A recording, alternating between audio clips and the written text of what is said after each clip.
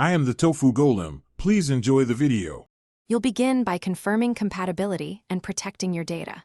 Check your Mac model against Mac OS 11 requirements and free up at least 35 GB. Once done, make a time machine backup or a bootable clone so you can recover if needed.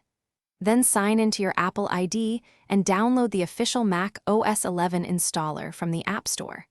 Make sure the download completes fully before proceeding, because interrupted installers cause failures during the next phase.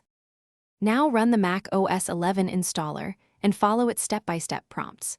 Close all apps and ensure you're logged in as an admin. Connect the power adapter because installation can take 30-60 minutes and the Mac will reboot several times. Allow installer access to necessary folders when prompted, and create or confirm admin credentials. This is required for system-level changes. Monitor progress bars and status messages, but avoid interrupting the process. If asked to unlock the disk, enter your password so the installer can migrate system data properly. After installation, the Setup Assistant helps you finalize preferences and sign back into iCloud and Apple ID. Make sure to review privacy and security settings.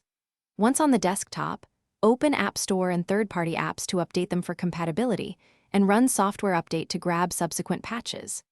If something goes wrong, try troubleshooting. Restart into safe mode to clear caches, reset nvram/pram, or reinstall Mac OS from recovery. These steps often resolve installer errors without losing your backup.